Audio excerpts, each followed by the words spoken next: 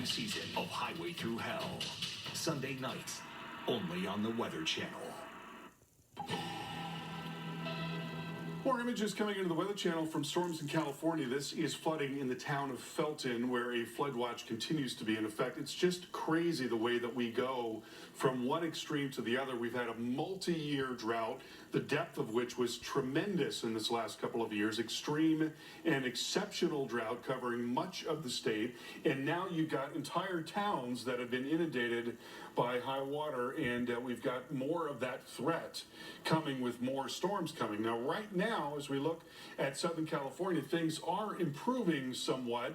Certainly over the last 6 hours, we're not seeing the same intensity of rainfall over such a large area. That's been driving into the mountains there in Santa Barbara and Ventura, Los Angeles County. So we've gotten a terrific amount of rain at elevation, and that now running down through the rivers. And so the 101 actually covered by water northwest of Los Angeles in Ventura. And then here you see just some lingering rain in Los Angeles, where there is still a flash flood warning in effect right downtown, and then points farther east as well. That going until midnight tonight. So we still do have some showers around. We're not quite done yet. You see there's a little development off to the west. Even though it's thinning out, it's not over with. And again, the damage has been done in some cases, and there have been some areas where some flooding has been observed. Let's see what they say. Law enforcement reporting, local law enforcement reporting flash flooding across the warned areas. So this is the new outline that the National Weather Service just put out right in here. This going until midnight tonight, and law enforcement reporting that there is flash flooding, which is not surprising. There is just so much concrete and asphalt here, and so in a situation like that where you've got mostly impervious surface, not much of that water is taken in by the soil. It just runs off. And where the drainage is not good, you get piling on the roadways. And so that is what we are facing tonight, and more rain on the way here.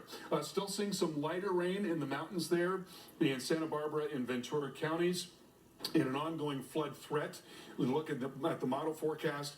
The rain is going to continue in that higher terrain. In particular, still some showers driving into LA, and then farther southward into Orange and San Diego counties as well. And then after this feature comes through, we've got another one that is offshore, and that is going to drive towards the coast.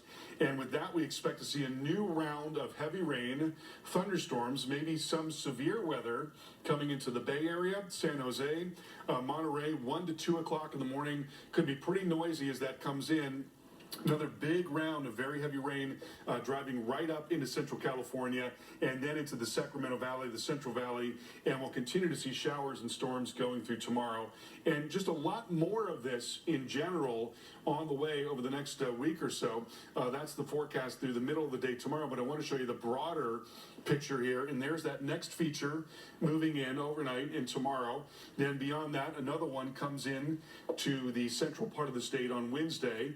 Then we get some more rain in Northern California, a little break for a lot of the state, and then more rain in Northern Central California on Saturday, and then another system behind that. So just a relentless parade of storms moving into the West Coast. Chris?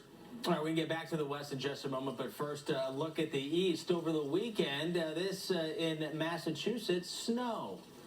Snow blanketing the ground and flocking the trees here.